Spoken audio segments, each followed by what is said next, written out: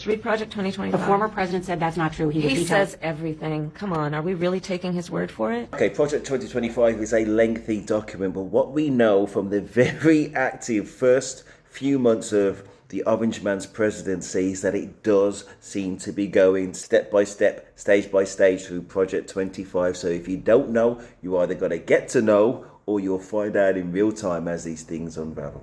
Tariffs on all imports that he has described would be a 20% sales tax, in essence, on basic necessities for the average American worker. Okay, we have seen the effects of those tariffs now. They've come into effect. It's a blanket tariff across the board, apart from Russia, North Korea, Cuba, and Belarus. And exactly as she said, that is going to be an effective sales tax. So it's either going to be borne by the importer, the American companies, and offset it most likely in terms of jobs, or it's going to be completely passed on or partially passed on to the consumer, which means, guess what? Inflation. They even want to eliminate the Department of Education and end Head Start, which of course would take away preschool from hundreds of thousands of our children. The way that Trump's selling it is that he's giving the power to the state. But what he hasn't said is that Department of Education money, which would be allocated by them, will actually be passed on to the states.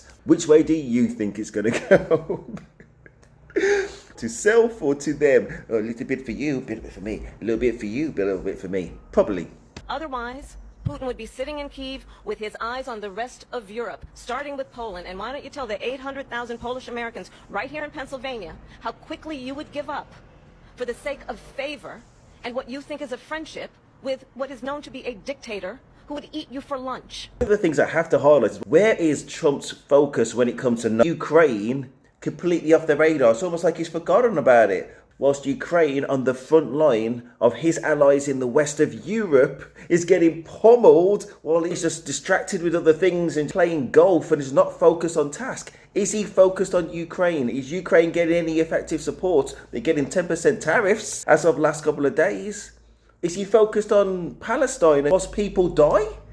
This is the wrong man for the job. Oh my gosh. Code red, code red. What's been shown is authoritarian control completely ignores all the checks and balances. Your precious constitution, gone. Donald Trump intends to cut Social Security and Medicare. He intends to give tax breaks to billionaires and big corporations and make working families foot the bill. One of the things I did notice is that he's going to put a heavy tariff on Ireland. Now, Ireland is a reasonable player in the pharmaceutical industry for America. So if you thought it was unaffordable before, you ain't seen nothing yet. Ask Donald Trump what his plan is for black America. Democracy. You know what he says he'll do? Terminate the Constitution of the United States. That's right. Let me remind folks. You know what's in the Constitution of the United States? The Fourth Amendment, which protects you against unreasonable searches and seizures. The Fifth Amendment, the Sixth Amendment, the 14th Amendment, which in most of those amendments, one thing or another was about a movement spurred by black people to ensure that we would be equally protected under the law. Orange Man is repealing that civil rights legislation. He's actively against any kind of equality in the workforce and in the communities. And he's reached on beyond that into the private sector with not so subtle directives in order to remove all that diversity and inclusion. Equal opportunities, some may say. We already know from the cuts he made to the DEI program, he was not interested in how they're doing, how they're performing, are they good at the job? And what happens? We saw the plane crash a week after he made that first directive.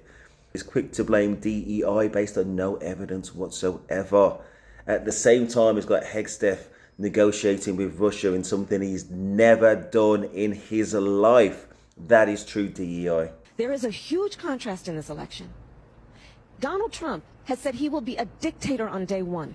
The only thing I've got to say about Trump is he has been absolutely upfront about what he's going to do so that people who are the orange idiot, we know where you stand on things. And if you're in the minorities, you are the lost people and hopefully will be found. But what you don't know, you will feel, because that shadow will eventually reach you, then you will know exactly where you stand.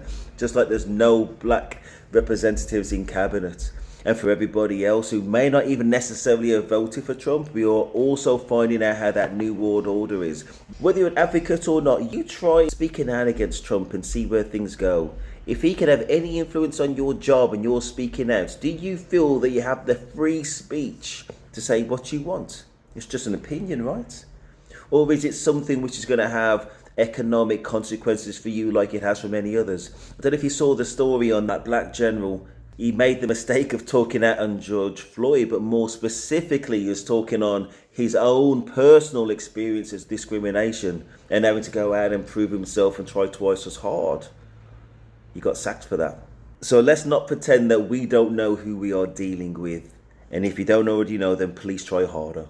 Let's all unite. So if you know that people are being deported and they haven't even been tried through the process and you're okay with that, if you know that people are being denied opportunities in the workforce just to have an honest living and go about their lives and they just want to contribute to society and have a happy, stable life just like anybody else, you know they're being denied that opportunity and you're okay with that. If you know that somebody's more than likely or most definitely a racist and you're okay with that, I'm not here to change your mind, but I just hope that you can at least recognize it and look at it square in the face and then reflect about, say if that was you.